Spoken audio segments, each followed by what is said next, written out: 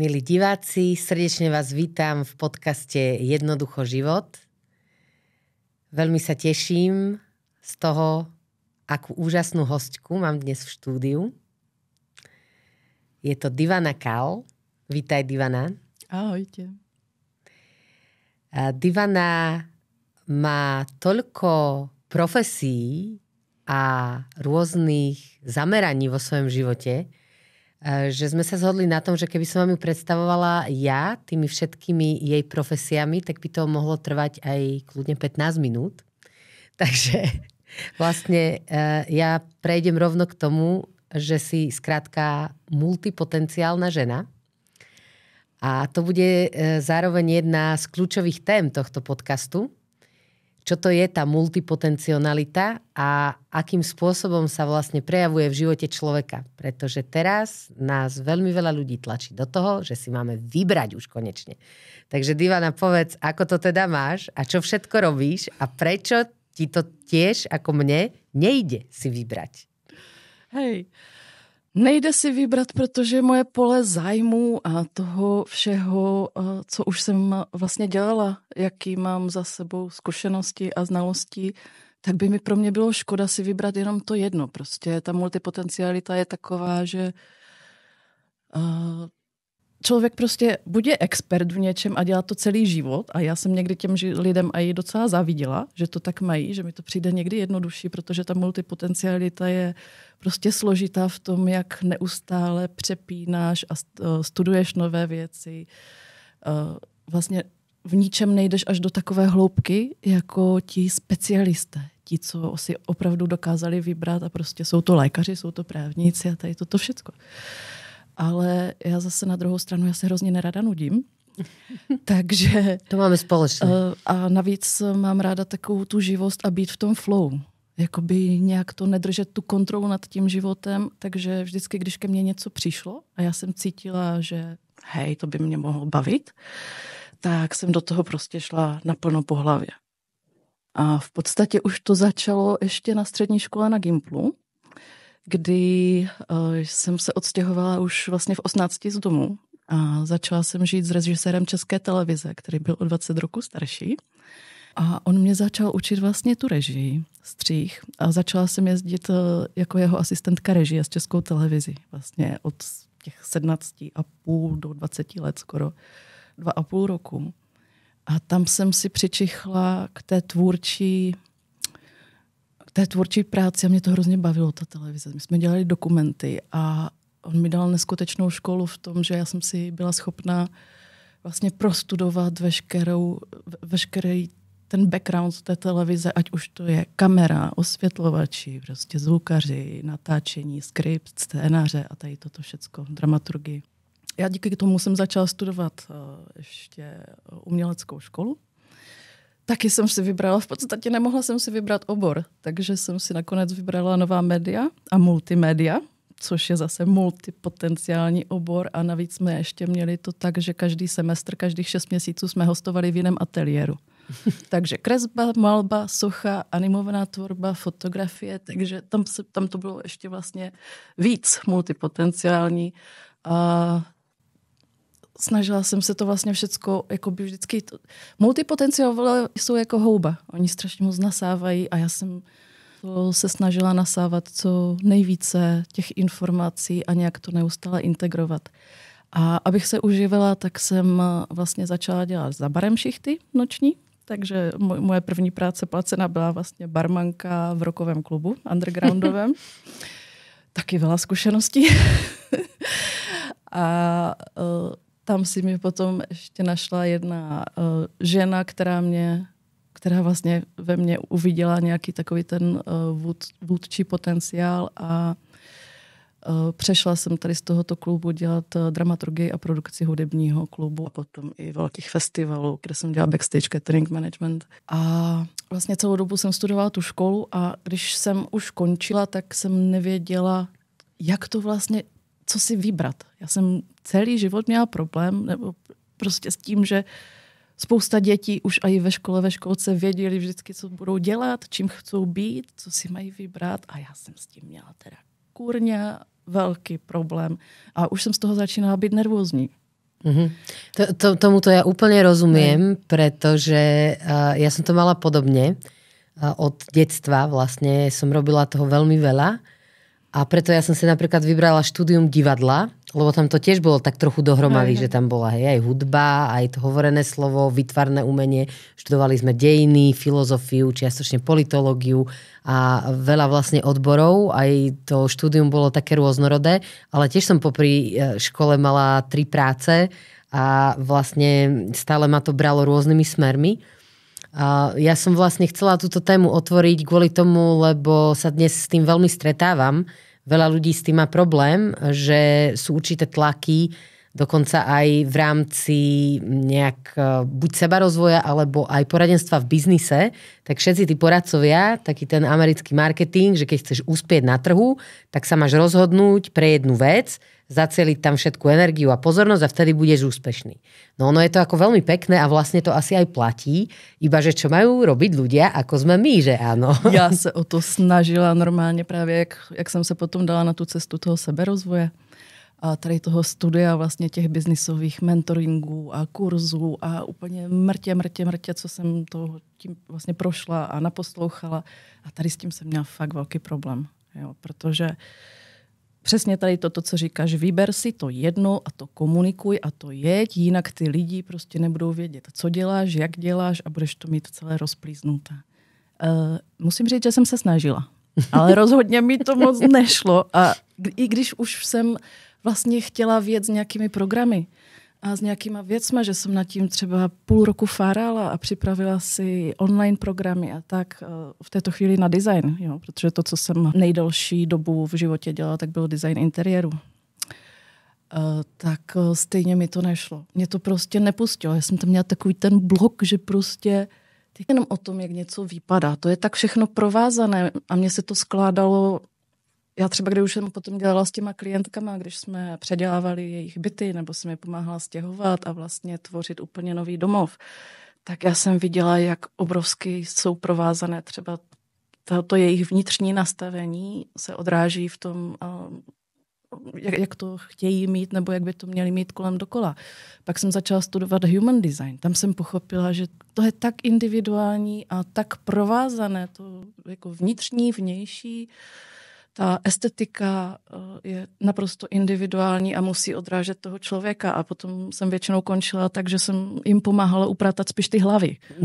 Nejdřív se potřeba upratat ta hlava, čo vlastně chcu, ako to chcu a vlastně ta práce začala se to přetáčet, že už jsem nedělala ten design. Já jsem nejdřív pracovala s těma ženama, aby si to poupratovali prostě v těch hlavách a zjistili, co chcou. A potom už to opravdu byl takový ten osobní rozvoj a ten design už byl jenom taková ta třešnička na tom dortu, že když už si uvědomili, jak to mají a jak to chcou, tak teprve jsme byli schopni pokračovat dál a nejak dodělat ten interiér. No tak pod toto sa podpisujem, pretože som nejakú dobu v svojom živote okrem mnohých iných vecí robila aj feng shui poradenstvo. Áno. Takže síce nie design, ale nejakým spôsobom... Energetická práca v podstate. Presne tak a hej. Tam sme zachádzali do obrovských hĺbok práve čo sa týka toho sebarozvoja. To bol v podstate taký môj začiatok tej práce s ľuďmi.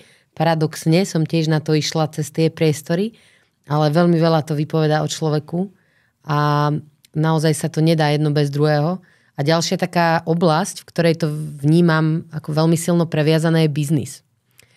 Pretože ja som v istej fáze života tiež prišla k tomu, že potrebujem sa nejakým spôsobom dovzdelať v tejto oblasti, nabrať skúsenosti, lebo hojnosť bola veľká téma v mojom živote, rodovo, dlhodobo, nikdy to nebolo u nás tak, že by sme mali hojnosť naozaj, že by sme neboli v tom stave, že musíme si odopierať, potrebujeme šetriť a tak ďalej. Mala som tieto zápisy veľmi silné a aj keď som robila vlastne v tom sebarozvoji, tak prišla ku mne taká potreba viac sa usadiť do hmoty.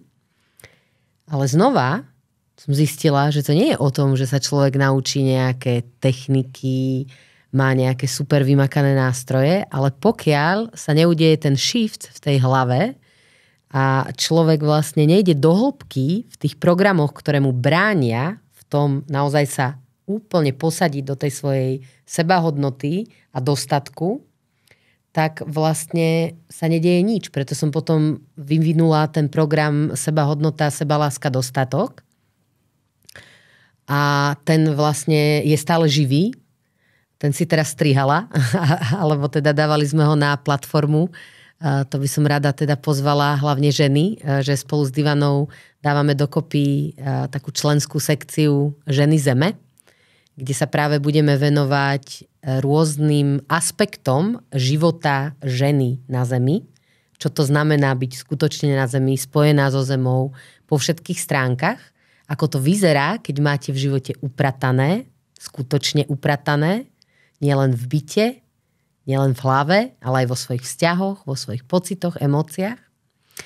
No a teda pôjdeme späť k tomu biznisu, ktorému si sa tiež dlho venovala. Ja aj viem, že si rozbehla všelijaké projekty v zahraničí, na Sri Lanke, v Mexiku a že si šla tak ako vo veľkom v mnohých oblastiach. Já neumím přemýšlet malým. Já jsem zastánce takový to pořekadlo, že je lepší mířit na hvězdy a skončit na měsíci, než mířit jenom na ten měsíc a skončit v kopě hnoje. Hej. Tak to je krásné. Takže jsem vždycky, jako to megalomanství a ty vize jsem vždycky měla obrovské. A pořád to v sobě cítím prostě, že když mě něco nadchne, tak já nechci dělat malé věci, já chci věnovat tu energii něčemu, co přesahuje prostě takový ten běžný rámec. Jo, pro spousta lidí jsem samozřejmě úplný blázen. Naši rodiče ze mě nemůžou. To je pořád. Tak myslím, že mnoho divákov sa v tomto nájde, hej? Áno. Že vlastne my si priťahujeme aj do toho poľa takých podobných bláznov. Takže my pre seba navzájom nie sme blázni, ale pravda je taká, že pre ľudí, ktorí sú vychovaní v určitých rámcoch, tak niektoré tie... Že je to moc. Áno, presne tak. Moc. Jenomže zase na druhou stranu to je to, co ti dodává tu motivaci. Jo, já kdybych měla něco malého, mě to ani nebaví od něco usilovat, keď to je něco takového, jakože odplivnutí. Já potřebuji mít tu obrovskou vizi, která mě prostě potom táhne k tomu cíli. A ještě to, co si předtím říkala, právě tady tohleto, ten tvůj program, vlastně ta sebeláska, sebehodnota, dostatok. Já jsem to teďka počúvala XY-krát pořád za sebou, jak jsem to stříhala. Ale já jsem si uvědomila v podstatě, že to jsou přesně ty 3 hlavní témata, co všichni pořád řeší. A to jsou zdraví, vztahy a peníze. Protože zdraví je sebeláska. Ta sebehodnota jsou v podstatě ty vztahy, to určení těch hranic, to, že víš, keď musíš říct ne, že se nenecháš manipulovat. A ten dostatok vlastně ohledně těch financí, ale dostatok všeho, že to jde do té integrity a do té rovnováhy a harmonie, protože jinak prostě nemůžeš tvořit z toho pole nějaké manipulace a nedostatku, se nedá tvořit tady tyto věci. Takže taky na tom dlouhodobě pracuji a je to jako neustálá práce. To není něco, co začneš a co si myslíš, že někdy vůbec můžeš dokončit, protože to tak bude pořád. No, ten program pre mňa je taká sranda, lebo on vznikol veľmi spontánne. Na bráne pri takej mojej súkromnej ceremonii sa mi to takto načítalo, že SSD, jak SSD disk, že ti to vlastne zvýši výkon toho kvantového počítača, ktorým sme. A ja som si myslela, že to spravím raz, hej, že je to program, ktorý spravím a potom sa pôjde ďalej. Tak on už mal vlastne 4 opakovania a po tom 4. som mala teraz dlhú pauzu a myslela som, že už ho odkladám úplne. Ale nie, že ho odkladám, ale ja som sa k nemu musela vrátiť znovu, sama pre seba, takisto, k mnohým tým veciam, ktoré som tam priniesla. To si mi vlastne vravela aj ty, že po oblúku až teraz ti začali dochádzať niektoré on veci. Je dokonalý, však ja som k tobě přišla vlastně, že jsem si to koupila, ten program od teba. Hej? A vlastně i přesto jsem se dostala k tomu human designu. A vlastně, OK, tak jsem si to prošla, tenkrát jsem dělala to už je 2,5 roku, myslím. No, tak. No, ale teďka, když jsem to poslouchala znovu, tam pořád je něco nového, protože to, jak se člověk vyvíjí, tak to znovu, to můžeš slyšet každý rok, nebo klidně i každý měsíc, podle mě. To můžeš slyšet znovu a furt si z toho vybereš něco jiného, protože posloucháš úplně jinak, vnímáš to jinak. To je práve to zaujímavé, že veľa vecí, veľa aj ďalších vecí, ktoré som robila, sa mi zmenili, úplne odišli, ale tento prvý program sa vrátil ako bumerang a zase je tu A je to proste stále tá istá téma. Sebaláska, sebahodnota, dostatok. Sebaláska, sebahodnota, dostatok. A ono to ide po takých vrstvách, ako špirála, alebo aj šupky cibule. Protože jsou ty základní vrstvy, ale potom máš ty nadstavby a vlastně ty to pořád z jakéhokoliv úhlu pohledu to vidíš nějak jinak a pořád je tam na čem pracovat. To je fakt, to je prostě zdraví, vztahy, peníze. To je non-stop evergreen, co lidi furt budou řešit. Takže je to tak, no. A myslím si, že kým sme tu na Zemi, tak máme stále čo riešiť a stále sa môžeme k týmto základným hodnotám vracať. Ale poďme ešte o kúsok ďalej aj k tomu biznisu. A je to také pre niektorých ľudí v sebarozvoji až hanlivé slovo. Hej? A máme tu také terminus technicus, že ezobiznis, a kto si robí proste biznis z rôznych sebarozvojových programov a tak ďalej a tak ďalej. Sú na to rôzne názory v spoločnosti, veľmi rôzne. Ja napríklad mám vo svojom okruhu aj blízkych ľudí a priateľov, ktorí majú úplne protichodné názory na tieto veci. Tak ako to vnímaš ty? Ako to vidíš ty? Vlastne prečo vôbec sa zaoberať niečím ako je biznis? Hej? Že môžeme si žiť skromne, spokojne. A čo vlastne ten biznis otvára? Čo to prináša? Čo to je? Lebo podľa mňa sú určité vrstvy, ktoré častokrát sú tak zahalené v hmle, že ich ľudia nedokážu úplne uchopiť. Pretože ja som teda zistila, keď som vstúpila do tohto sveta, aj online biznisu, že je to veľmi mocný sebarozvojový nástroj. Až tak mocný, že by som ho skoro prirovnala k partnerskému vzťahu alebo k rodičovstvu. Hej, že to otvára obrovské veci v človeku. A ja si myslím vlastne, že úplne každý nástroj, každá téma, každá oblasť v živote človeka, ak prispieva k jeho kultivácii a teda dostáva ho hlbšie k sebe a do vnútornej integrity, tak je veľmi užitočná. A nedá sa na to pozerať ako, že fuj, oni robia biznis. Ale jako biznis, ono je to takové hodně tvrdé slovo, jo, ten biznis, ale já si myslím, že to je super právě. Záleží, jak se na to, zase z jakého úhlu se na to díváš, jo. Za mě je úplně v pořádku a já to právě velmi podporuji a ji chci podporovat do budoucna, že lidi opravdu dělají to, co je baví. To, na co mají dáry, na co mají talenty, na co mají znalosti a zkušenosti. Ale to, aby je to vlastně uživilo, všechny ty tvůrce, no tak dobré, tak potřebuješ dělat biznis. Můžeš říct, že to je biznis, nemusíš to tak brát, můžeš, ale prostě ty to musíš prodat. Ty musíš prodat sama sebe, musíš prodat to, co umíš. A keď ano, je to online biznis, který se vlastně, byl takový hodně velký boom v té koroně, jak se všechno zavřelo, tak i ty, co fakt nechtěli, tak museli do toho onlineu prostě jakoby vstoupit. A je to opravdu jako i výborné pro ty multipotenciály, protože ten biznis to jako není jedno téma, že dobré, tak vím toto, tak to idem dělat, jenomže potom právě to je obrovská cesta seberozvojová, protože ty zjistíš, kolko toho musíš vědět. To je prostě, ať už je to psání textu, copywriting, grafika, prostě fotografie. Začneš o tom přemýšlet úplně jinak, komplexně. Ten seberozvoj je taky důležitý v tom, že ty se opravdu potřebuje spolehnout na tu svoji esenci. Aby to, ten svůj vlastně brand, nebo ten soul brand, aby to čišelo z toho, co chceš předávat, aby to vlastně, ono to je totiž ezoterický biznis. Ono to je podle mě hlavně spíš frekvenční biznis, protože to podobné si přitahuje podobné. A to, co ty vydáváš ven v té svoji autenticitě, tak si natáhne jako magnet vlastně ty lidi, kteří o to mají zájem. No a ešte by som rada spomenula jednu vrstvu v tomto celom, že je veľká sila výjsť s niečím verejne von. Ísť doslova s kožou na trh.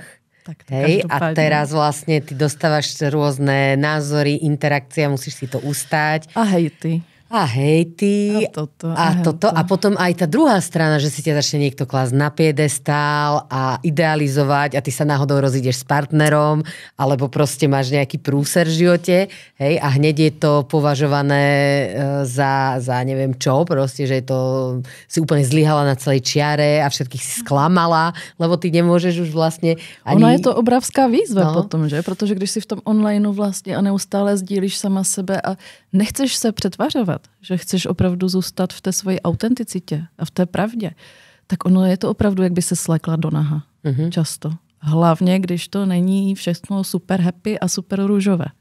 A ty musíš, pokud si nechceš nasadit takový ten Mickey Mouseovský úsměv a říct jupi, všecko je prostě úplně super a chceš jít do té autenticity, tak to je jakoby až bolestivé, bych řekla, s tím vlastně přijít. Ale ono na druhou stranu to přitahuje ty lidi potom ještě víc, protože vidí, že nejsi právě nějaká ta ezobohyně, co ze sebe dělá, já nevím co.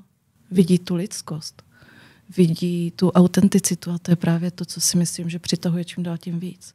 Presne tak a to je vlastne aj niečo, čo nás dve spojilo. Tá téma autenticity, integrity, že človek teda žije a hovorí to isté a nie je to, čo by sa malo, alebo si myslí, že by ľudia radi počuli alebo videli. A vlastne pre nás obidve, tak to vnímam, sú tieto hodnoty veľmi vysoko a to chceme aj prinášať vlastne ďalej ľuďom, takže to je niečo, čo spolu chystáme, milí diváci, pre vás. Aj rôzne úplne nové formy poradenstva pre ľudí, ktorí sú práve multipotenciáli, ktorí majú obrovskú škálu tých predmetov záujmu, činností, oblastí, v ktorých pôsobia, ako to všetko sklbiť, tak aby to spolu tancovalo, tak aby si to udržiavalo kvalitu a tak, aby sa v tom človek cítil dobre. Takže keď nás budete ďalej sledovať, tak určite sa toho dozviete viac. Ja osobne budem dávať informácie na Instagramovom profile vnímavo.sk a Divana, ty chystáš tiež nový Instagramový kanál, tak nám prosím ťa o tom povedz viac. Trvalo mi to hodně dlouho právě, než jsem si to tak nějak poupratovala i sama v sobě. Já miluju to slovenské slovo poupratovat. To je mnohem hezčí, než pouklízeť. Že budu vrchní upratovačka a nakopávačka. Ale díky tomu, že vlastně mám obrovské zkušenosti s tou multipotencialitou a celý život jsem se s tím tak nějak trápila, tak až teďka vlastně, keď jsem si to konečně dovolila pustit, takový ten tlak, že ne, já prostě nemůžu dělat tu jednu věc. Já pokud mám být v té autenticitě, a to téma teďka bylo hodně, vlastně i ty si to hodně řešila, tu opravdovost a autenticitu, tak já se přece nemůžu nechat manipulovat do toho, že si musím vybrat jednu věc, když to nejsem já. Takže jsem si řekla, OK, tak budu pomáhat tady v tomto. Právě to velké pole té multipotenciality a těch provázaností toho biznisu, tady těch 3 hlavních témat, zdraví, vztahy, peníze vlastně a té integrity, té celistvosti, rovnováhy a harmonie, to prostě musí, to je všechno tak provázané, že ten biznis, ani ty finance, to, co děláš, ti nebude fungovat, když nebudeš samostatná, stát na vlastních nohách a celistva. A hodně dlouho jsem vlastně přemýšlela, jak to celé uchopit, aby to dávalo hlavu a patu. A je to teďka velmi čerstvé, protože v podstatě mi přišel sen, vlastně dneska je pátek 12. a teďka jak bylo 8. 4. jak bylo to zatmění slunce a novoluní v tom Beranovi, tak jsem si vypřála sen. A mně se to někdy jako docela už daří, že si popřeju, ať se mi to nějak poskládá ve snu. A viděla jsem, jak kolem mě normálně jak stojím a kolem mě tančí pořád všude íčka. A tak to kolem mě vlastně skákalo. Já jsem říkala, co to jako je. A teďka ty íčka začaly ukazovat na mě. A já, aha, aj. To jsem jako, že já. OK, a co s tím? A začaly se mi tam normálně takové ty komiksové bubliny. A začaly mi tam skákat prostě všechny výrazy na i. Já jsem se zbudila a opět ty kokos, však to všechno, co je důležité a co chci přinášet, začíná na I. Takže jsem si říkala, OK, a najednou jsem věděla všecko. Já jsem si sedla doma, vzala jsem papír a tužku a já jsem 3 hodiny iba písala normálně jak automatické psaní, takže už to mám poupratané a chtěla bych přinést. Bude se to jmenovat The I Channel. Ičko, v češtině vlastně Ičko, ale v angličtině The I Channel. Tam je ještě super, že to I znamená i oko, když to vlastně slyšíš. Takže to má tu vizi, ten rozhled, ten nadhled. A teďka vlastně ty výrazy na to I, tak to bylo přesně. Nezávislost. Já chci pomoct těm babám, těm, co chtějí tvořit, aby se opravdu stali nezávislými. Jo? Protože ta závislost ti ubírá energii úplně ve všem, ať už je to manipulace v partnerských vztazích, nebo to, že jsi závislá, třeba, že chodíš do práce. Já jsem se teďka mě už potom teďka chodily ty 3 dny takové provázanosti, ale dělala jsem daňové přiznání. Příjmy ze závislé činnosti, tam to přímo máš napísané prostě v tom daňovém přiznání. A to nemáš. Závislá činnost je o zaměstnání. Tak to nemáme. Nemáme, ale víš, že mi to úplně ze závislé činnosti, hej, jsi závislá na někom. Když tě vyhodí, no tak si Takže kdokoliv se chce stát nezávislým, tak to je přesně to téma. Independence, integrity, individuality. Podporovat tu individualitu, ty speciální dary vlastně, co tu každý má. A pak máš ty 3 nohy. Jo? To zdraví, vztahy, peníze. Zdraví je především o imunitě. A i psychické, a i fyzické. Imunita je odolnost. A odolná můžeš být jenom, když máš všechno v harmonii a vyrovnané. A i v tom těle, v těch buňkách, vlastně hodně pracovala taky i se zdravím samozřejmě. Ayurvedu mám za sebou, dělala jsem 3 roky v kuse v podstatě protokoly pro lidi, co trpí chronickými a autoimunitními onemocněními. Takže i toto mám velmi zmáknuté. A to je to téma imunity. A to i psychické vlastně. Být odolná těm všem tlakům. Nebýt v té závislosti vlastně na ničem. Dneska to na nás útočí ze všech stran. Jo. To už je, ať už je to závislost třeba i na tom jídle, na sladkém, na cukru, prostě na sociálních sítích, na návykové látky, to je jasné. Jo. Ale ta závislost je dneska mnohem širší téma. Že vlastně i závislost na partnerovi. Jo. Že se lidi bojí být. A ty vzťahy, to je jaké Ičko? Vztahy, tam je to v podstatě, tam jsou 3 takové základní oblasti a to je interakce s okolím a to jsou interiéry. Tam se to taky provazuje, protože to, v čem žiješ, ať už to je tvoje prostředí doma nebo v práci, tak tě ovlivňuje. Vlastně to, co máš kolem sebe, tak na tebe působí, ať už to jsou barvy, materiály, prostě to, jak máš moc bordela doma nebo jak máš čisto. Takže to je vlastně vztah s fyzickým okolím, ale pak to je taky samozřejmě to druhé jsou sociální vztahy, což je rodina a nejbližší přátelé. Tam je to v podstatě interdependence, to je taková ta provázanost vzájemná, ale je to i jakoby influence, že to má na tebe vliv a ovlivňuje tě to vlastně, jak se říká, že těch 5 nejbližších lidí tě ovlivňuje, tak tam tě to vlastně proměňuje a i toho, co cítíš a co si myslíš. A pak je to je v podstatě docela nově vzniklá disciplína v posledních letech, je, že máš ještě dneska i virtuální komunitu. Protože ty posloucháš podcasty, máš mentory, máš kouče, na YouTube pořád něco, teda aspoň já si jíždím. Ale jsi součástí nějaké virtuální komunity, jsi v nějakých skupinách na Facebooku, koukáš prostě na ty sociální sítě a to tě taky velmi ovlivňuje. To, koho posloucháš, to v jakých skupinách jsi a jaké lidi vlastně máš. Takže internet. To je internet, ale je to právě taky to influence a involvement, že se zapojuješ do něčeho. Takže iChannel. iChannel. The iChannel. The iChannel. A bude to jako Ičko, jo? Tak jak bylo Ačko, když si myslím v televizi. Tak tady bude Ičko. To bude Ičko. Divanino Ičko. Jo? Super, protože prostě A ještě to poslední, což je velmi důležité, jsou finance vlastně. A to je income a investments. A income, teďka velmi intenzivně studuju AI umělou inteligenci, takže snažit se vytvořit vlastně ten pasivní příjem v tom, co děláš, aby už to nebyla dřina. Dneska už to nemusí být taková dřina, protože dneska už si i na té umělé inteligenci dokážeš naprogramovat v podstatě svůj vlastní tým. No, už si tam můžeš dělat svoje vlastní asistenty, takže tady to mě hodně zaujalo, s tím si dost hraju.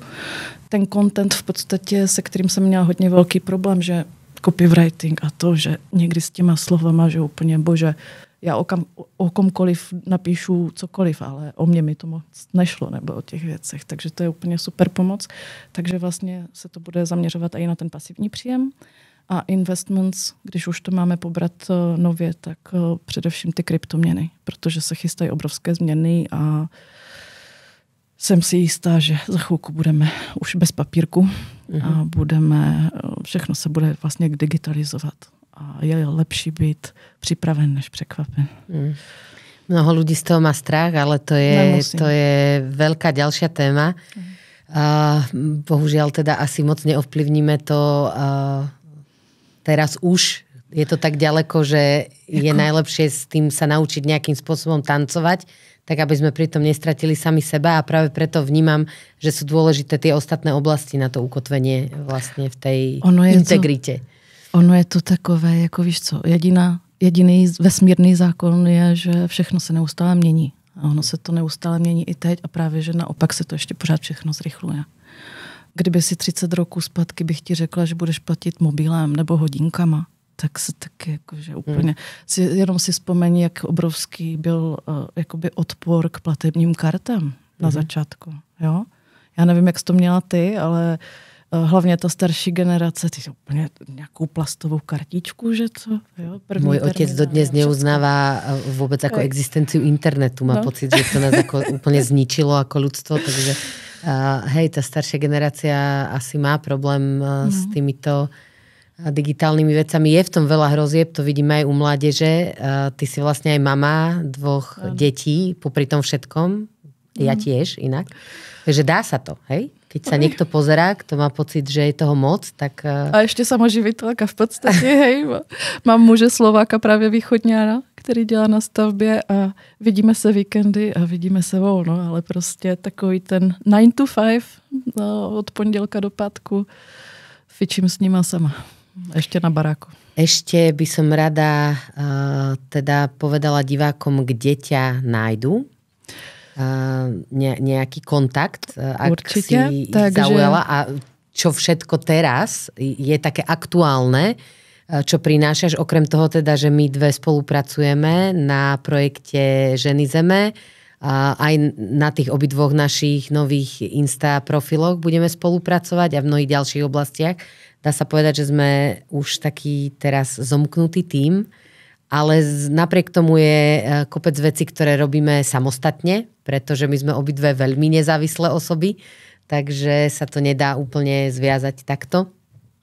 No tak teda povedz divákom, že čo? V této chvíli v podstatě já mám i jako jednu z takových předností, že mám dost silné analytické jakoby schopnosti a mě to baví vlastně nechat ty lidi mluvit. A hlavně, když ty ženy třeba se nedokážou rozhodnout, že vlastně chtěla bych toto a teďka nevím, jak toto uchopit a jak toto, takže já je nechám mluvit a mně se to už normálně všechno tak jakoby poskládá. Takže mně se velmi jako páčí ten výraz, že jsem vrchní upratovačka právě těch hlav a i v tom biznise vlastně dokážu pomoct uchopit, že když někdo vlastně neví, nebo se nedokáže rozhoupat, nebo prostě má v tom takzvaně bordel, tak mě tady toto strašně baví, protože mi to jde jakoby úplně samo. Ja toto môžem potvrdiť. Ivana mi dosť pomohla upratať mňa. Vďaka tomu teraz aj sedíme v tomto štúdiu, lebo som si konečne ujasnila, ako to chcem a čo chcem a kedy. Preto sme aj vymysleli členskú sekciu a ďalšie veci. Postrihali staré programy na novo a všeličo. Takže veľmi odporúčam. V podstate je to mentoring, hej? Poradenstvo, mentoring. Mentoring, coaching. Jo? Já nerada, třeba ten mentoring od coachingu se liší v tom, že mentor něco říká, co má ten člověk dělat.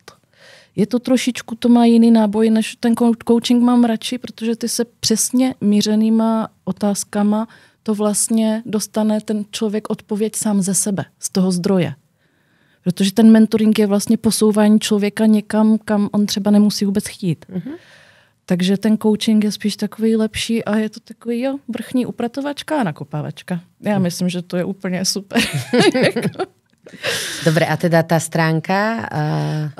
Najdou mě určitě diváci normálně na mojem profilu na Facebooku, kde... Že Divana Kal? Divana, je to prostě Ivana s D předtím, takže Divana K-A-L-L. A plus mám vlastně ještě funkční stránky v této chvíli, mám divanas.eu, kde najdou, tady toto je přímo zaměřené jakoby na ty interiéry, které jsem dělala nejdéle. Pořád mě to baví, ale vlastně už to není takové... Mě baví prostě ze starého dělat nové. Nejvíc.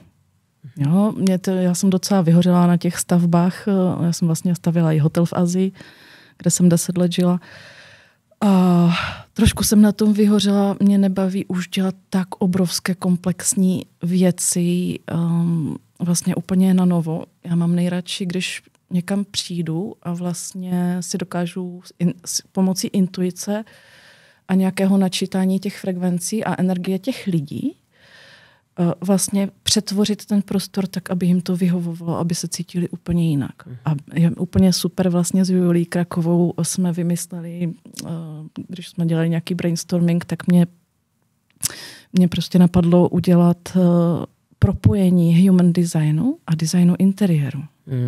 A velmi mě to začalo bavit, to studovat vlastně úplně z nového pohledu. Ja by som sa tejto téme povenovala hlbšie, aj tomu human designu. A v tejto chvíli by som divákov rada pozvala do platformy Hero Hero, kde bude už pre predplatiteľov pokračovanie tohto podcastu Jednoducho život. A tam si povieme viac práve o human designe, čo to je, ako sa dá využiť v rôznych oblastiach a ako môže tá znalosť a aplikácia human designu napomôcť rozkryť ďalšie možnosti potenciálu človeka. Takže môžete ďalej sledovať na Hero Hero